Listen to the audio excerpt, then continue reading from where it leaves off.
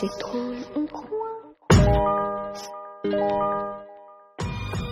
Bonjour à tous et bienvenue sur un tout nouvel épisode de Backstage Podcast. Je suis Grégory Prudhomme et cette semaine je rencontre Benoît Clément Bollet, le directeur et partenaire de Storefront en Asie. Il est généralement basé à Hong Kong mais est de passage régulièrement sur Shanghai où il suit un programme d'accélération chez Exnode où je suis également basé. Avec Benoît, on va parler de plusieurs choses. On va parler surtout de Storefront et de la stratégie globale et internationale qu'ils ont pris dès le début. On va parler aussi de traction, puisque aujourd'hui ils ont vraiment le vent en poupe et on va essayer de comprendre comment tout ça se passe et leur développement en Asie et aussi leur problématique Chine, qui est un tout nouveau marché qu'ils essayent de pénétrer. Mais Benoît a aussi un parcours très intéressant puisqu'il a vécu d'abord une première partie de sa vie dans l'armée où il a été plongeur démineur pendant 8 ans et a ensuite travaillé pour les Nations Unies en étant basé dans le Sud-Soudan et dans tout un tas de pays et villes un petit peu en difficulté sur différentes missions. On va voir comment il a utilisé tout ce qu'il a pu apprendre dans l'armée et qu'il utilise aujourd'hui en tant qu'entrepreneur pour manager ses équipes, anticiper sur ses projets, faire du A/B testing et de la préparation sur des nouvelles campagnes. Et on passe un moment assez intéressant, vous allez voir, avec un profil qui est clairement pas assez courant. Si vous aimez cet entretien, n'hésitez pas à le dire, abonnez-vous sur iTunes, partagez ça avec votre entourage qui pourrait aussi bénéficier de cet entretien. Je voulais aussi remercier les personnes qui m'ont déjà recommandé du monde, d'autres personnes que je pourrais interviewer. Si vous avez des idées, n'hésitez pas à le dire, envoyez-moi des messages et je serai ravi de les interviewer dans un prochain épisode. On se retrouve à la fin pour le petit mot. Bon, et bonjour Benoît. Merci beaucoup de venir sur l'épisode de Backstage, sur le podcast de Backstage. Alors, tu as un parcours exceptionnel et je pense qu'on va rentrer un peu dans le détail et voir comment tu en es arrivé là. Alors déjà, pour préciser, aujourd'hui on enregistre cet épisode, tu es à Shanghai, on est dans les bureaux de Xnode, où tu es accéléré et on va essayer de comprendre un peu ce que ça veut dire et pourquoi tu es là, parce que normalement, toi tu vis à Hong Kong, hein, c'est ça? Oui, exactement. Ça fait combien de temps que tu vis à Hong Kong? Ça fait 5 ans maintenant. D'accord, et ça fait 5 ans que tu es entrepreneur ou comment ça s'est passé? Ça fait 5 ans que je suis entrepreneur, oui et non. En fait, quand je suis arrivé à Hong Kong, j'ai monté la filiale d'une petite PME française qui était spécialisée dans le shopkeeping. D'accord. Et entrepreneur dans la mesure où j'ai monté cette filiale tout seul, mais avec le support d'une holding qui avait déjà une activité conséquente. Donc C'était assez confortable pour moi de monter cette filiale ici. On va dire que je l'ai fait sans la dimension risque, d'accord, qui est une grosse part de l'entrepreneuriat. Ouais, donc voilà. Et puis ma vraie aventure entrepreneuriale, elle commence avec Storefront. D'accord. Et tu es arrivé à Hong Kong pour cette PME du coup ou... Pas du tout. En fait, on reviendra peut-être sur le background, mais ma femme a eu une opportunité à Hong Kong et j'ai décidé d'arrêter ce que je faisais à l'époque. Donc tu l'as suivi et je l'ai suivi à Hong Kong. Voilà. D'accord, ok. Alors justement, tu as un parcours un peu spécial.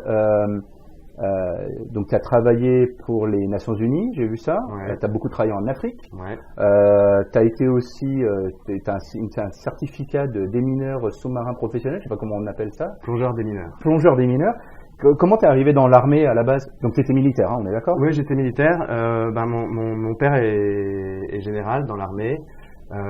Et en gros, quand on a un père militaire, souvent on a des appétences pour ces métiers-là, tout comme quand on a un père médecin en général, on a aussi des appétences pour ces choses-là.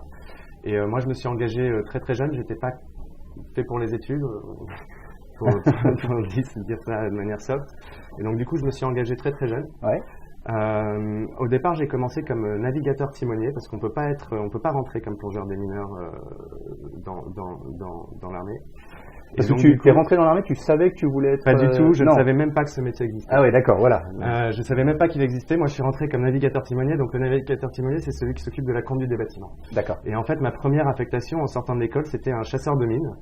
Et moi, j'avais choisi ce bâtiment parce que je trouvais le nom très cool. Le nom du bâtiment très cool. C'était quoi? C'était l'Aigle. L'Aigle, d'accord. Et surtout, en fait, je savais que ce bâtiment allait partir en mission 3 mois après mon arrivée dans le golfe arabo-persique. Et moi, j'avais très très envie de partir très très vite en mission. C'était en quelle année alors ça? C'était juste après, c'était 2002 ou 2003. D'accord. Et en fait, c'était juste après la guerre du Golfe. Voilà, exactement. Ouais. La guerre du Golfe, mais surtout les attentats à New York. Du World Trade Center. Ah oui, pardon. Donc, oui, en fait, il y a eu un gros déploiement sur le Golfe Arabo-Persique pour mener des opérations contre l'Afghanistan. Et tu avais quel âge alors à l'époque? À l'époque, j'avais 21 ans, 22 ans. Ah ouais. Et donc voilà, j'arrive sur ce bâtiment et moi, mon boulot, c'était de conduire le bateau et en contrepartie, je voyais une équipe de personnes qui étaient en permanence dans des zodiacs, faire de la plongée. Voilà, il y avait une ambiance qui me plaisait, à la fois très décontractée, mais avec une rigueur absolue. Et en gros, je suis allé voir le responsable de cette unité-là. Je lui ai dit, écoute, comment est-ce qu'on fait pour faire ton métier? Et il m'a mentoré. Et un an plus tard, je me suis retrouvé, enfin pas un an plus tard, un an et demi plus tard, je me suis retrouvé certifié plongeur des mineurs. Donc c'est une école qui est très longue, c'est une école qui dure 9 mois, où on apprend évidemment à plonger.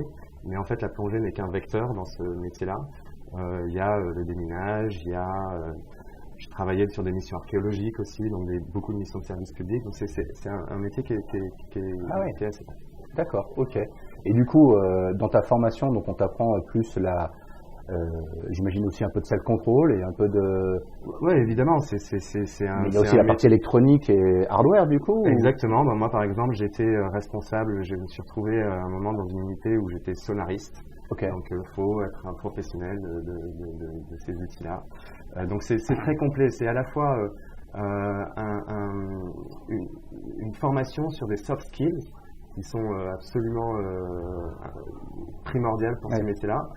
Une formation physique aussi, parce que c'est un métier d'athlète et en gros, la condition physique conditionne souvent la perfection de l'exécution de l'opération. C'est quand même des opérations qui peuvent être très contraignantes en termes de résistance physique. Et puis après, une formation technique, voilà, de plongée, de déminage, et puis et puis une formation militaire sur le commandement, la gestion d'opérations. Tu as fait ça combien de temps? J'ai fait ça en tout. Alors, ma carrière militaire, c'était 8 ans et j'ai été 6 ans plongeur militaire. Ok. Et du coup, ça fait combien de plongées par jour? Enfin, tu passes ta vie sous l'eau? On passe sa vie sous l'eau. À un moment donné, j'ai arrêté de compter le nombre de plongées que j'ai fait. Mais en gros, on est contraint à 2 plongées maximum par jour. D'accord, quand même. Donc, mais j'en faisais pas forcément 2 par jour. Ouais, bien sûr, bien sûr. Et alors justement, au-delà de tout ça, donc toi tu passes 8 ans dans l'armée, après t'es resté en Afrique? Après, en fait, non. J'avais un contrat de 8 ans. C'est un métier qui est passionnant. C'était mon université, c'était mon école, c'est vraiment été un moment très très fort de ma vie. Mais je suis aussi extrêmement curieux. Et c'est un métier en fait, j'avais pas d'autre vie que ce métier-là.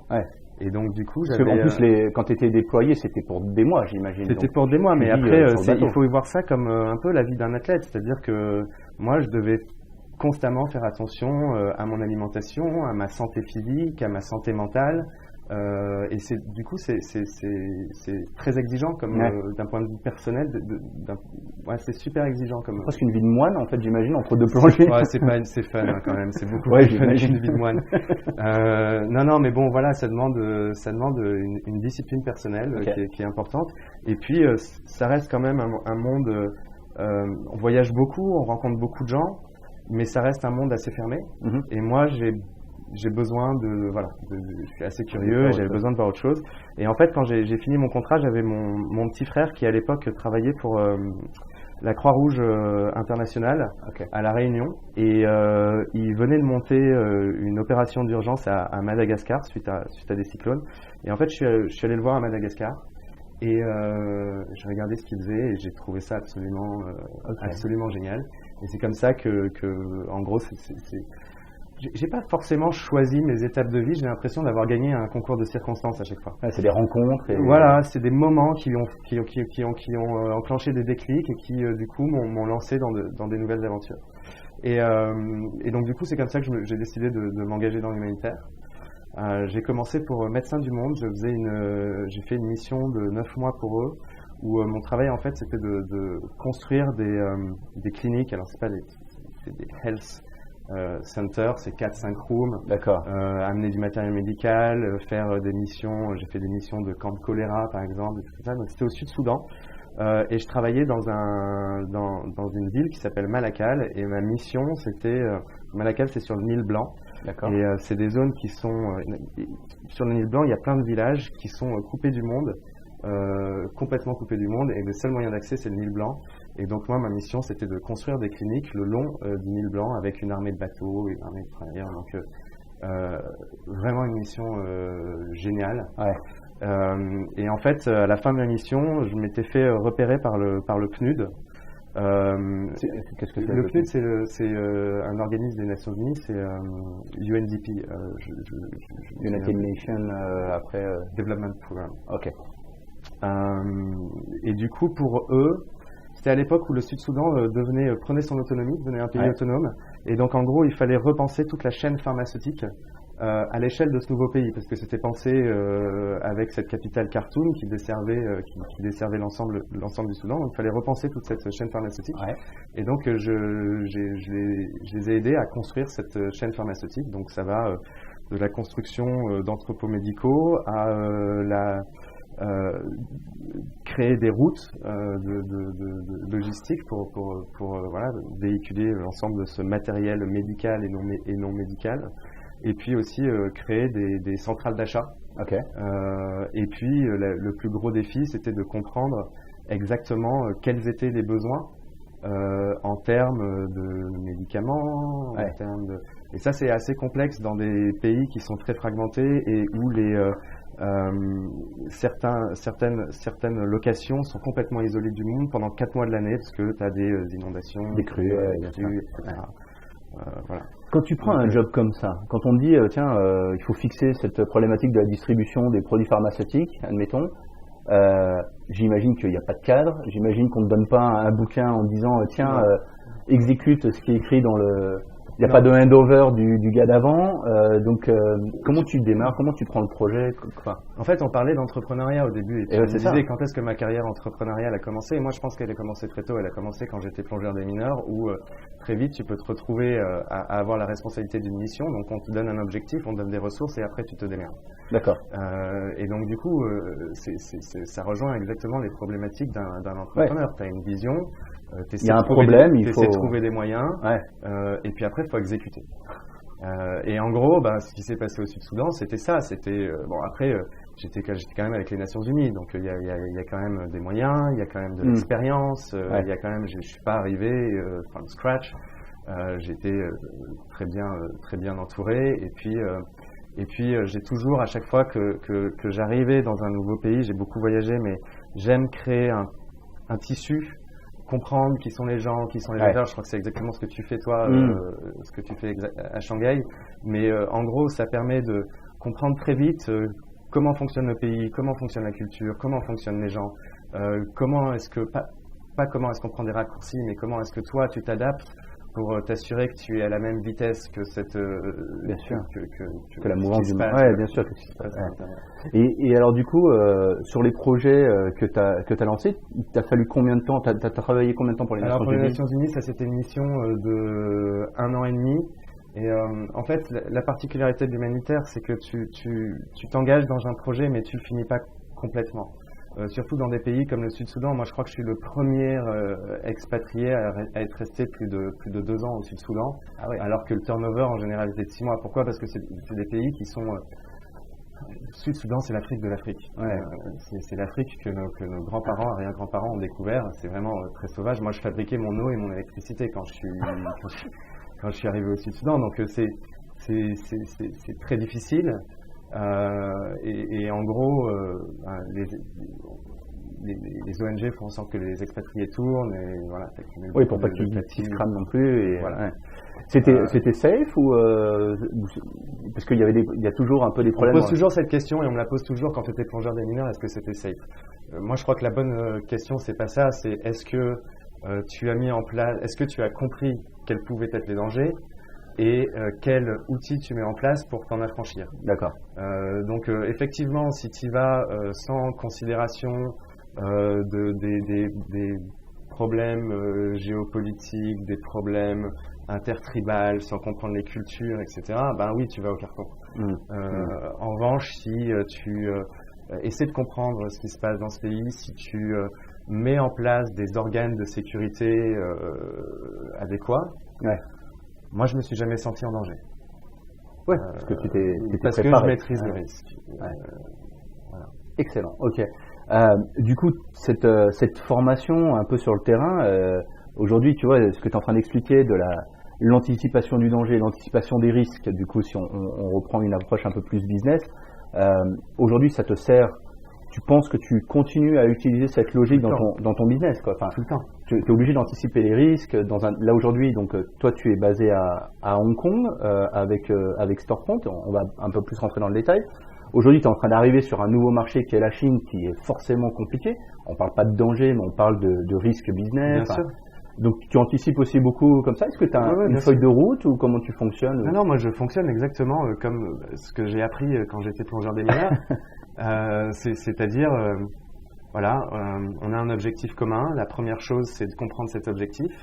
Avec une équipe, comprendre comment est-ce qu'on va exécuter le plan, le tester aussi. D'accord. Quand tu es plongeur démineur, la première chose que tu fais, c'est avant de faire ta plongée opérationnelle, tu l'as fait sur terre, tu la mécanises, on dit mécaniser sa plongée sur terre des dizaines et des centaines de fois jusqu'à trouver l'excellence. Tu la répètes en fait, c'est ça? On la répète. Ouais. Donc en fait, en gros, ça s'assimile un peu à l'A/B testing quand tu peux faire dans le business. Donc moi, j'ai vraiment reproduit tout ça. Après, il y a aussi la compréhension que quand on est un groupe, on a tous des idées. Mais à un moment donné, il faut s'arrêter sur celle du chef. D'accord. Et s'aligner. Et même si on n'est pas forcément d'accord, exécuter du mieux qu'on peut malgré la différence qu'on peut avoir sur la façon d'exécuter. Ça c'est vrai que c'est très très important du coup. Ouais. Donc avec un leadership. Voilà, le respect et puis là il y a aussi une notion de confiance.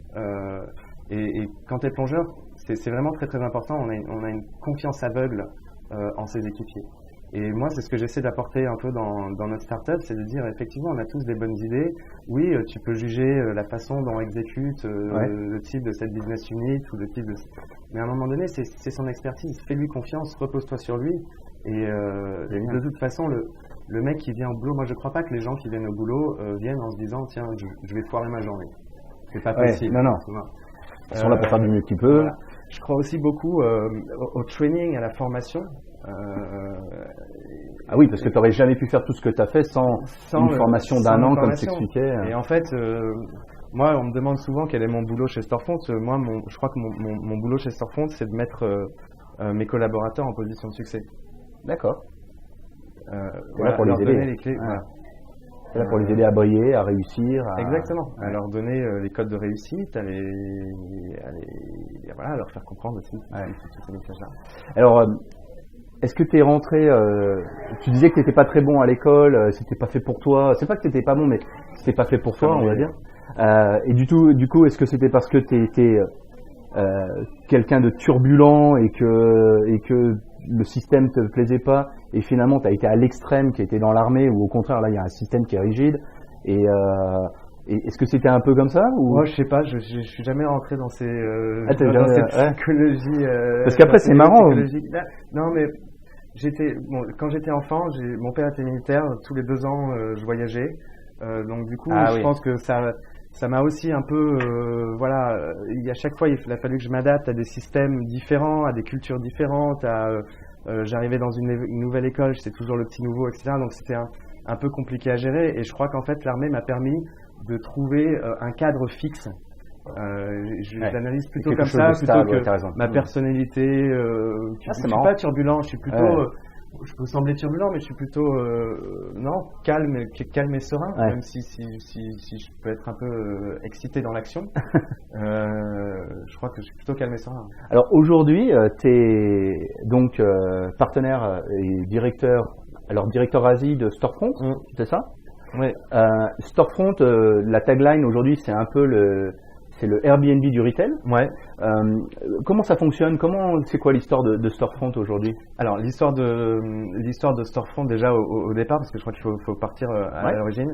Mohamed et Adrien, qui sont mes associés, ont créé Storefront qui s'appelait Pop-Up Imo à l'époque à Paris. Tout de suite, ils ont eu cette vision de créer un business global et en raisonnant non pas par pays mais par ville. Et moi à cette époque-là, j'étais à Hong Kong et j'étais dans ma petite PME de shopfitting. J'avais créé une start-up que j'ai lamentablement foirée pendant cette époque-là, tout simplement parce que tu peux pas avoir un métier et créer une start-up. Ça ne marche pas. Donc voilà, c'était une bonne leçon. C'était néanmoins super intéressant. On apprend aussi dans l'échec. Et du coup, j'avais vraiment cette volonté de créer moi ma propre start-up. J'étais un peu dans le retail et j'ai eu exactement la même idée qu'eux de créer ce Airbnb du retail. Et un matin, ça devait être une semaine avant de lancer officiellement mon idée. Ouais. Je lis le journal et là je vois un entrepreneur, Mohamed, qui gagne un concours de start-up à Tokyo et qui exprime sa volonté d'ouvrir à Hong Kong. Du coup, je laisse un petit message sur le site. 1 heure plus tard, il me rappelle. 2 jours plus tard, il est à Hong Kong. 3 jours plus tard, on lance Pop-Up Imo à Hong Kong. Il y a eu un match évident avec Mohamed qui s'est fait à l'instant. Et du coup, ça c'était vraiment une évidence, je pense, pour nous deux de se lancer ensemble plutôt que de certaine manière séparée. Donc, on lance. Donc, ils avaient à cette époque-là Paris. On ouvre Hong Kong et en même temps, on ouvre aussi Londres. D'accord. On grossit, on ouvre Amsterdam, on décide d'ouvrir les US. Et tout ça très rapidement. Ouais, très rapidement. Ça c'était en gros en 8 mois. En 8 mois, on avait déjà Hong Kong et Londres qui étaient prêts à tourner. Je t'expliquerai après quelle est notre stratégie de développement par ville. Et très vite, on ouvre Amsterdam, on ouvre Milan et on décide d'aller à New York. Et au moment où on arrive à New York, nous on est pris à Techstars. Donc Techstars c'est un accélérateur exceptionnel, voilà, donc qui nous a fait. Il y a eu un avant et un après Techstars clairement. Okay. On a fait aussi Nouma aussi à Paris. Il y a eu un avant et un après Nouma. Mais au moment où on arrive à New York, Storefront qui était le leader mondial à l'époque, le first mover, ceux qui avait vraiment créé exécuté cette idée-là en premier, est en difficulté sur sa série B. Et du coup, on a l'opportunité de racheter Storefront. De racheter le premier, en fait, le précurseur, le pionnier. Voilà. Donc la petite boîte française qui, nous à l'époque, notre site c'était un WordPress, on travaillait sur Excel et à côté il y avait la boîte californienne, machine de guerre, un produit absolument génial. Ouais. Le produit est très simple, c'est comme Airbnb, mais la technologie derrière, pour faire un produit simple. Et ils avaient vraiment le même business model, c'était exactement la même chose? Non, c'est un peu différent parce que c'est du B2B, donc c'est un peu différent. Il y a que nous, tu veux dire? Non, je parle de Storefront. En fait, quand vous aviez avec Pop-Up Imo, du coup, le match était facile ou... Le match était facile parce que c'était la même idée. Eux, ils avaient plutôt un focus sur les e-commerce players et les petits business, alors que nous, et ils étaient très focalisés sur le produit. Je pense que c'est pour ça qu'ils ont eu des difficultés pour leur série B, alors que nous, notre seul KPI pendant très longtemps, c'était le revenu. Ah, ok. On s'est toujours dit que pour valider notre idée, il fallait qu'elle soit validée par les pairs de l'industrie, donc par les gros retailers, les grosses marques, et donc par les grosses foncières ou les gros institutional landlords. D'accord. Donc ça, c'était vraiment notre objectif au départ. Et donc du coup, on rachète Storefront. Vous rachetez là, 100% ou comment ça se passe? Ouais, on rachète les assets. Ok. On rachète les assets. Et du coup, grâce à des leviers bancaires, d'autres investisseurs qui sont venus s'aligner à Lego. Là, je vais pas rentrer dans les détails. Ouais, mais comment, en fait, c'est toujours hyper intéressant de voir. C'est Techstars qui nous a rapprochés. De voir un petit player, en fait, qui vient racheter un plus gros, en fait, sur le papier. Ouais. Même s'ils étaient en difficulté, tu vois. Après, nous, on était déjà global. Eux, ils étaient que sur les US. Ah, oui, aussi. Oui. Nous, on était déjà à Hong Kong. On avait quand même une certaine. D'accord, c'est un autre rapport de force. Ouais, c'était un autre. En revanche, sur les US, ils étaient énormes. Et donc, du coup, à ce moment-là, nous, on s'appelait Pop-Up Imo à l'époque. t'épargne les histoires drôles que j'ai pu avoir avec ce nom à Hong Kong, tu vois, par exemple. Et donc du coup, on savait qu'on voulait changer de nom à un moment donné. D'ailleurs, on était en train de le faire. On avait beaucoup de difficultés pour trouver notre nom, pour trouver notre marque. Et on se dit, ils sont déjà super forts aux US, pas d'ego, on garde le nom.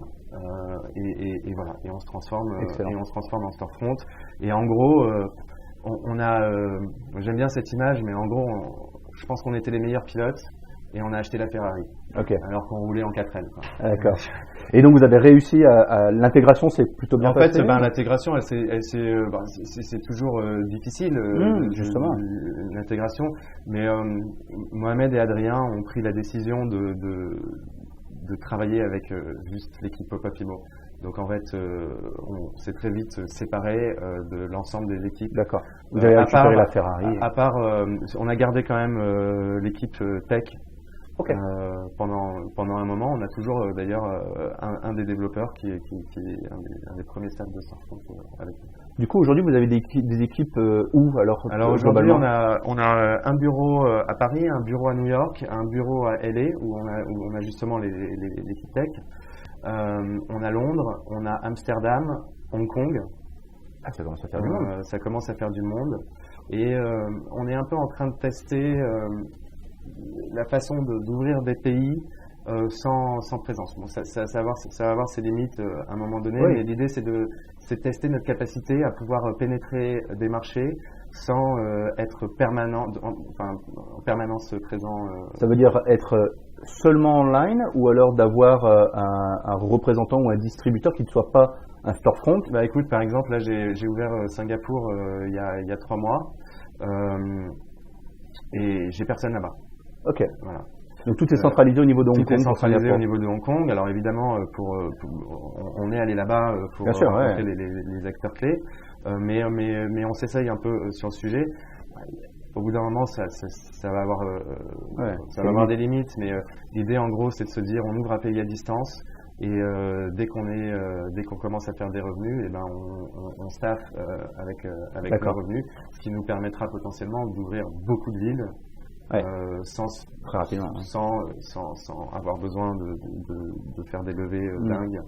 Un peu comme Airbnb, parce que Airbnb, en fait, finalement, ils ont des solutions dans toutes les villes du monde.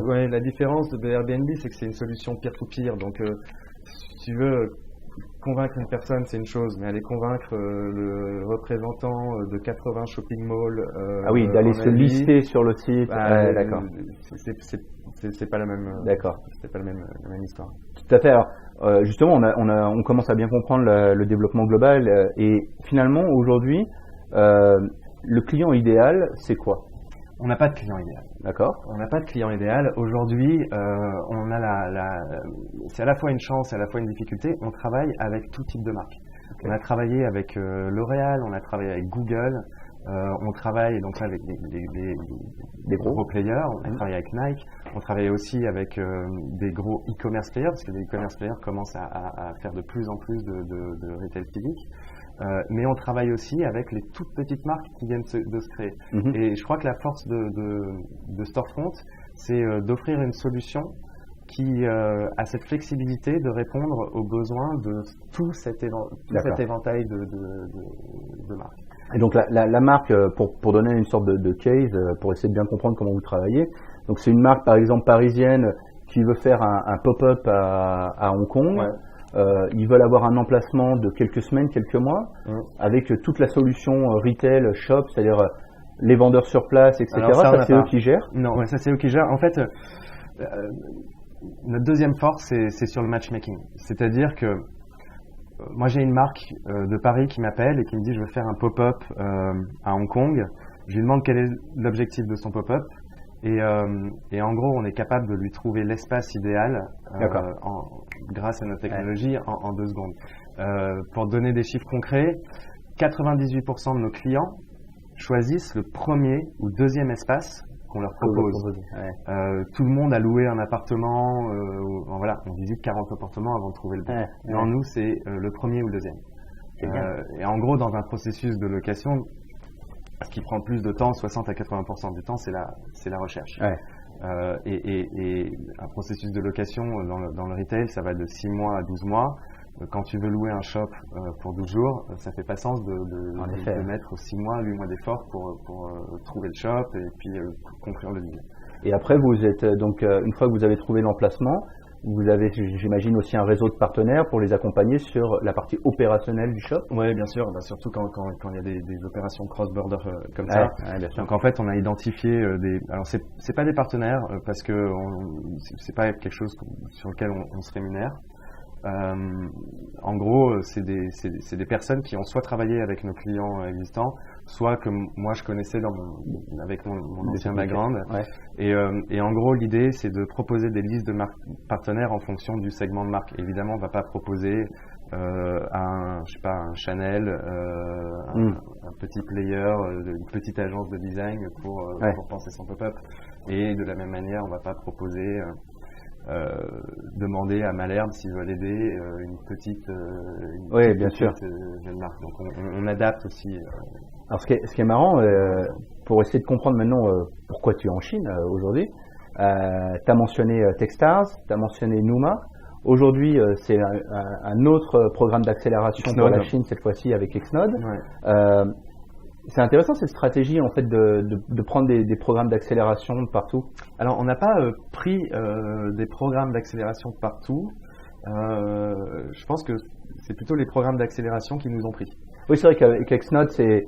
Ouais, mais même pour Techstars, D'accord. On nous a tapé sur l'épaule pour aller à Techstars. Je crois qu'on a la chance d'avoir une idée qui arrive au très bon moment sur beaucoup de marchés. Et qui reçoit une traction dingue auprès des acteurs du real estate, du retail, mais aussi des acteurs tech comme les accélérateurs. Donc on a beaucoup de chance pour ça. Ouais, bien sûr. J'ai vu que vous étiez dans dans des listes aujourd'hui de sociétés qui a une croissance assez folle en France. Ouais. Ça va très vite parce que finalement du coup depuis leur rachat ça fait quoi? Ça fait 2 ans? Ça fait même pas, ça fait 1 an et demi. 1 an et demi, d'accord. Vous êtes présent dans une dizaine de villes au minimum. Une croissance dingue un peu partout. Je pense qu'il y a une traction qui doit se faire assez facilement. Ouais. Aujourd'hui sur la Chine, pour toi, quelle va être la difficulté? Pourquoi aujourd'hui, tu vois, Xnode ils sont venus vous chercher. Toi, tu as décidé d'investir ton temps et de partager ton temps entre Hong Kong et la Chine, puisque tu viens ici plusieurs jours par semaine ou par mois même. La Chine m'a fasciné en fait quand j'ai monté cette PME de shopfitting, j'avais mes usines à Shanghai. Ouais, c'est là où on s'est connus. J'ai travaillé dans beaucoup de pays différents et je me suis dit quand je vais arriver en Chine, ça va être comme les autres, ça va être difficile mais je vais y arriver. Ouais, pas de problème quoi. J'ai l'habitude, j'en ai fait 10, c'est bon quoi. Et en fait pas du tout. J'ai pris la claque de ma vie en arrivant en Chine. Malgré l'expérience que j'avais, j'ai vraiment pris une énorme claque.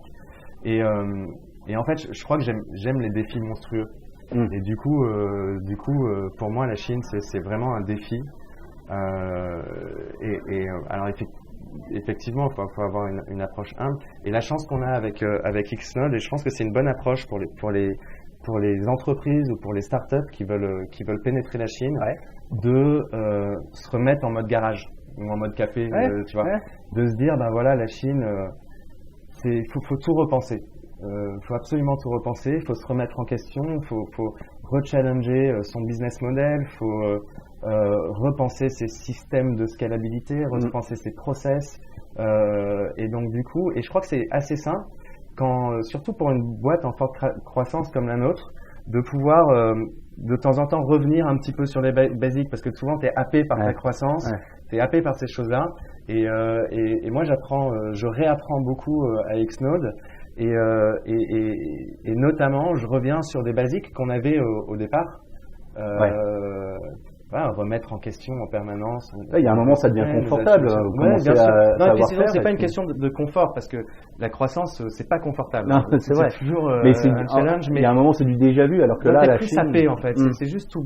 T'es pris dans le mouvement et donc du coup tu perds un petit peu certaines notions qui sont basiques et primordiales. Ce que on s'est vu là il y a quelques jours maintenant, il y a une semaine ou deux.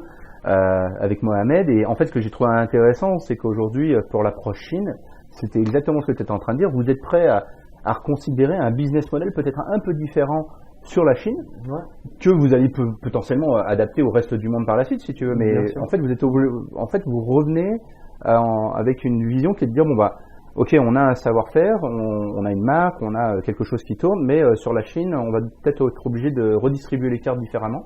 Et donc c'est pour ça qu'aujourd'hui, avec ce programme d'accélération, toi tu es en train de réapprendre. Forcément, on en parlait hier également de WeChat, alors forcément ça change un peu la donne aussi. C'est quelque chose qu'il va falloir intégrer avec la notion du digital, etc. Avec ce programme, il va durer jusqu'à quand pour toi? Il dure 3 mois en tout, donc il va finir en juillet. D'accord. L'étape d'après, alors, est-ce que la Chine, tu considères que ça va être un pays que tu vas pouvoir faire comme Singapour et tu peux rester à distance? Là, tu vas être obligé d'avoir une équipe. Non, mais il faut s'appuyer.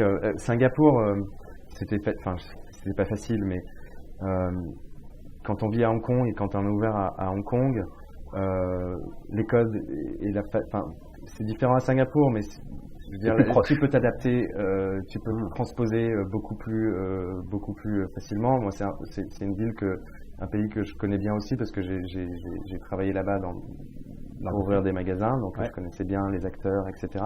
Donc ça, c'était facile. Mais j'ai toujours pensé, et à Hong Kong, je me suis toujours appuyé sur une expertise locale. Tous mes staffs sont locaux. En Chine, évidemment, je vais participer à l'ouverture de la Chine, mais très vite, je vais m'appuyer sur des compétences locales. Je pense que c'est absolument clé. Et après, pour revenir un peu sur le sujet Chine, je crois que c'est un monde parallèle et donc du coup, il faut redécouvrir le monde, il faut le recomprendre, il faut comprendre les codes. Il y a aussi quelque chose qui est fascinant en Chine, c'est que et ça, je l'ai découvert à mes dépens un peu pendant ma première expérience. On a énormément à apprendre des Chinois. Nous, occidentaux, quand on connaît pas la Chine, on a des préjugés qui sont complètement dingues face à la réalité du monde chinois et notamment sur le monde de la tech. Quand des sociétés comme Alibaba, comme Tencent, elles sont époustouflantes quand tu les utilises. Alors c'est clair, c'est des écosystèmes complètement incroyables. Moi, ce qui me fait toujours rigoler, c'est quand tu vois beaucoup sur LinkedIn un peu des infographies qui te donnent les acteurs du web et en fait ils ont généralement, en fait, quelles que soient les industries, ils oublient juste qu'il y a un mastodonte énormissime qui de toute façon soit Tencent soit Alibaba, il y en a un ou l'autre, c'est un ou l'autre, qui est généralement complètement zappé de la carte et c'est des trucs qui, si lundi matin ils s'énervent, ils les rachètent tous en fait. Non, mais moi je m'amuse beaucoup avec nos équipes US qui sont très US. Très insight américain et en gros pendant le Black Friday c'est amazing, chiffre de malade, etc. et arrive le single day en Chine où là on parle de 25 milliards d'US de ventes dans la journée, VS 5 milliards worldwide sur le Black Friday. Les échelles, elles sont complètement différentes à tous les niveaux, sur les tailles de business, sur la vitesse d'exécution, sur la capacité aussi. Si tu regardes un business comme Alibaba, ils ont remis en question tous les ans leur business model. Ils ont fait une évolution de business model tous les ans. On fait pas ça, nous. Non, au contraire. On essaye de rester tant que ça dure, des démarches, etc. Mais eux, ils se remettent en question tout le temps. Est-ce que tu penses pour toi sur la Chine, justement, comme le e-commerce est hyper présent, j'imagine que tu as sûrement déjà été voir ou entendu parler au moins des magasins comme Rema, par exemple. Donc c'est les magasins d'Alibaba, en fait, avec cette notion de proximité, livraison en moins de 30 minutes chez toi, mais ça reste un shop de quartier, mais avec une solution de livraison hyper rapide, donc tu commandes sur Internet, etc. Et donc, je trouve que c'est assez intéressant parce qu'en fait, c'est des gros acteurs du online qui focalisent à fond sur l'achat en ligne, et en fait, on voit que même ces acteurs-là, aujourd'hui, reviennent sur des mètres carrés en solide, avec du retail, des lignes de caisse. Et en fait, vous arrivez un peu au bon moment de tout ça. Exactement. Nous, c'est vraiment un alignement des étoiles. Et en fait, aujourd'hui, moi, j'arrive même plus à te dire si une marque est retail ou e-commerce. Et en fait, je crois que c'est vraiment ce qui est en train de se passer dans le retail, c'est-à-dire que finalement, il y aura un process de vente avec des touchpoints physiques et des touchpoints digitaux. Oui, bien sûr. Et je crois que c'est ça le futur du retail. Et nous, on se retrouve pile au milieu, quoi. et voilà.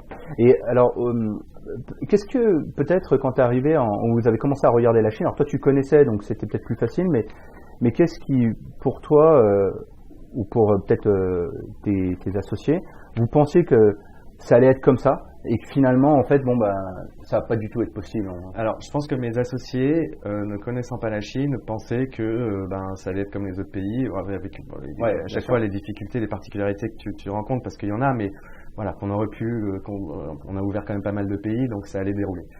Et je crois que Mohamed, quand sa première semaine ici, il a pris une grosse claque. Ouais. Et moi aussi, alors je pense que j'étais pas à la même échelle, mais j'étais très loin d'imaginer que ça allait être aussi challenging. D'accord. Et j'étais très loin d'imaginer que la remise en question allait être aussi profonde. Et en tout cas, devait être aussi profonde pour s'assurer le succès. Ah, c'est sûr. Il va falloir toucher à tellement de choses différentes et vous, votre travail par la suite, ça va être aussi des clients qui vivent, des clients de l'étranger qui veulent faire un pop-up à Shanghai. Alors, et là, il y a toutes les problématiques légales, cross-border, paiement, sortie de l'argent, etc. Oui, en termes administratifs, par la suite. Ça va être la particularité de la Chine et le grand défi, parce qu'effectivement, notre mission chez Storefront, c'est de permettre aux marques de prendre leurs produits et de l'amener partout dans le monde, et de trouver un shop et de le réserver comme s'ils réservaient une chambre d'hôtel. C'est notre mission. Ah, d'accord. Il faut que ce soit facile. Or, en Chine, si t'as pas d'entité, tu peux pas vendre, tu peux pas importer, tu peux pas. Et donc là, c'est là où on va vraiment, je pense, où on va devoir vraiment sortir de notre business model, parce que il est pas question d'ouvrir Storefront si on remplit pas notre mission, et si on n'est pas capable d'aider ces marques à pouvoir arriver ici sans entité légale ici, et tester leur marché. Alors, me demande pas comment on va faire, je sais pas encore.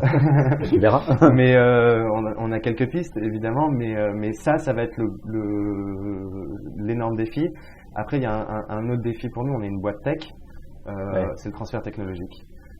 Tu parlais de WeChat tout à l'heure aussi. C'est recomprendre qu'est-ce que la technologie veut dire en Chine. Qu'est-ce qu'elle apporte, comment elle est. C'est tellement immersif, en fait. Si tu en as parlé l'autre jour, mais si tu offres pas une solution, s'il n'y a pas des QR codes en fait dans le magasin que vous allez proposer le pop-up que vous allez proposer à vos clients, finalement ça fait que la moitié du job quelque part. Tu vois. Et aujourd'hui de penser que les clients vont venir et vont simplement utiliser ou du cash ou une carte pour acheter le vêtement qu'ils ont vu dans ce pop-up là, c'est impossible. Ça, c'est une autre dimension aussi. C'est incroyable cette avance que les Chinois ont sur la transaction. C'est absolument dingue. Complètement digitalisé. C'est hallucinant. Et effectivement, oui, ça va. Alors, je ne sais pas si ça va avoir un réel impact sur nous, mais en tout cas, l'impact que ça va avoir, il va falloir qu'on le comprenne parfaitement pour pouvoir l'expliquer parfaitement aux marques qui vont arriver en Chine et qui ne connaîtront pas. Parce que vous allez vous retrouver à devoir éduquer aussi vos clients. Exactement.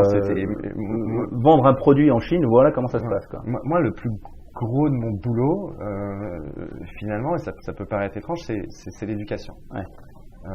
On est en train de d'inventer un nouvel métier, de nouvelles pratiques, et en fait, le plus gros, c'est pas l'acquisition du client, c'est pas la construction du produit, c'est vraiment éduquer l'ensemble des acteurs pour que ça fonctionne.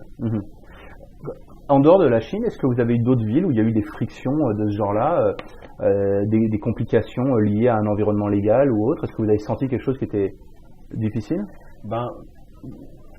Non, pas. Enfin, c'est toujours compliqué, mais je pense qu'on a assez l'approche. Et en plus, nous, à la différence d'Airbnb, c'est que nous, on est du B2B, donc travailler dans des zones grises, c'est impossible pour nous. On peut pas se permettre d'avoir les problématiques d'Airbnb et de s'immiscer dans une zone légale grise. C'est interdit. On travaille avec des gros business et c'est obligé de tuer notre crédibilité. Donc nous, on s'attache vraiment déjà au départ à faire un backup opérationnel et à couvrir toutes ces problématiques-là.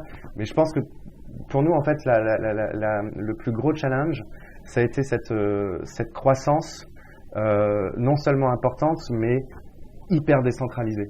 Comment est-ce que la culture Storefront reste la même dans tous les pays, avec des types qui ont ouvert des villes sans jamais rencontrer physiquement. On a fait notre premier off-site meeting il y a 3 mois, où tous les GM se sont rencontrés pour la première fois de leur vie. Alors moi c'est un peu particulier, j'ai déjà visité tous les bureaux parce que j'ai pas mal aidé Mohamed et Adrien sur ces problématiques-là. Ouais. Donc j'ai la chance de connaître toutes les équipes, mais c'est vraiment un gros challenge. Et puis après tu as le challenge aussi de on est toujours en train de courir après notre croissance par rapport à notre structuration. Et dès qu'on a résolu, dès qu'on se dit ouais, c'est bon, là on est structuré pour la taille qu'on a, bam, ça repart. Bon voilà. Alors comment tu fais pour continuer à apprendre? Parce qu'il y a un truc qu'on a quand même oublié, c'est que aujourd'hui tu es CEO, tu gères un PNL, tu gères des problématiques administratives, de la compta. Ouais. Tu as appris ça en plongeant 2 fois par jour?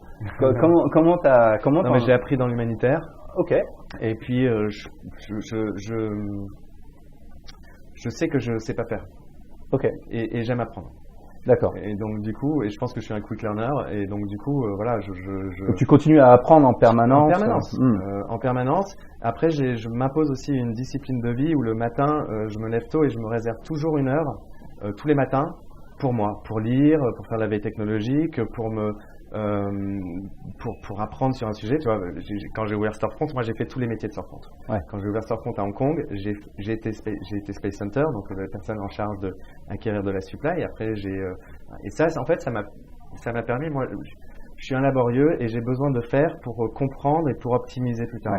J'ai besoin de comprendre toutes les étapes pour pouvoir après aller chercher de la scalabilité, de la performance et de la surperformance. D'accord. Et donc en gros, tu vois, j'ai jamais été sales de ma vie. Le matin, 1 heure le matin, je lisais des podcasts, je lisais des bouquins, et je me suis formé comme ça. Mohamed a été aussi et Adrien d'ailleurs ont été des excellents professeurs, mentors, ouais. Et puis voilà, je rencontre plein de gens et j'aime apprendre je trouve ouais, mais je trouve que tu vois, j'en parlais hier aussi, et je trouve qu'on est entouré d'autodidactes en fait, tu vois, de gens comme toi. Enfin, aujourd'hui, ta formation, ce que tu as pu faire pendant une dizaine d'années avant d'arriver à Hong Kong. Est-ce que toi, tu pensais que tu ferais ça un jour dans ta vie? Pas du tout. Non, vraiment pas du tout. Et une question que j'aime toujours poser, qui est marrante, mais alors en plus, toi, ton père était en général dans les armées, armée de mer aussi, la marine, terre. Est-ce qu'ils comprennent ce que tu fais aujourd'hui? Est-ce que tes parents comprennent? Est-ce qu'ils savent déjà, tu vois, ils doivent se dire, tiens, il a fait toute cette carrière-là. Moi, je pense que je leur ai fait un peu peur de temps en temps. En fait, je pense qu'ils ont eu l'impression que je papillonnais un petit peu, mais je quitte un environnement de manière assez abrupte, ouais. Mais il y a toujours eu une réflexion en amont, ça a toujours maturé, et en fait, même si quand j'ai décidé quelque chose, il faut que je le fasse très vite. Ouais. Mais ça ne veut pas dire pour autant que c'est pas un coup de tête. C'est pas un coup de tête. Ça ne veut pas dire que ça n'a pas été pensé, mûri et préparé. D'accord. Parce que je crois à la préparation. Enfin, moi, je suis un psychopathe de la préparation. Il faut que je sois prêt pour tout ça. Donc ils comprennent ce que tu fais, ils comprennent Storefront. Ouais, bon après, je sais pas s'ils comprennent très bien Storefront. Je pense qu'ils comprennent dans les grandes lignes. Ouais. Mais ils m'ont toujours supporté. Enfin, ils ont confiance que de toute façon, tu as bien trouvé une solution. Je pense pas que ce soit la problématique de comprendre. Et je pense pas que ce soit ce qui m'intéresse. Je crois que ce qui m'intéresse, c'est quoi que je décide, leur support et leur bienveillance. Ouais. D'accord. Donc aujourd'hui, tu as toute ta famille à Hong Kong, c'est ça? Ma famille, enfin ma femme et mes enfants. Oui, bien sûr. Ouais. Voilà. Et qu'est-ce qu'on peut envisager si on se reparle là dans 5 ans? On se dit quoi? Devine, j'en sais rien. T'en as aucune idée? J'en ai aucune idée, c'est ça qui m'excite. Bah, j'espère qu'on parlera du succès Storefront. Ouais. Peut-être que j'y serai encore. Bien sûr. Mais peut-être que tu vas t'installer en Chine ou pas? Alors je sais pas, si je pense pas. Je pense pas parce que c'est un peu compliqué pour ma femme d'envisager. Oui, ta femme a une vie professionnelle. À Hong Kong, et voilà, on essaie d'allier les deux. Super. Est-ce qu'il y a une question que j'aurais dû te poser? Un truc qu'on a complètement Une question que tu aurais dû me poser. Je manque totalement d'imagination, donc. Bon, on va s'arrêter là. Si les gens ils veulent en découvrir un petit peu plus sur Storefront, sur toi, sur ton profil, où est-ce qu'on se retrouve? On se retrouve. Moi, j'utilise beaucoup LinkedIn. Ok. Donc un petit message sur LinkedIn et je réponds à tous les messages qu'on m'envoie sur LinkedIn. Sympa. Donc super. Voilà, LinkedIn. Parfait. Bon, on mettra tout ça dans l'article qui va avec cet épisode. Et Super. Merci beaucoup, Benoît, pour cet entretien et ce partage avec un parcours clairement différent de ce que j'ai pu voir jusqu'à présent. Je te souhaite bon courage sur Storefront et sur ton accélération en Chine. Et puis, on se reparle d'ici 3-5 ans pour savoir où t'en es. On verra, ouais. Allez. Merci beaucoup, Greg.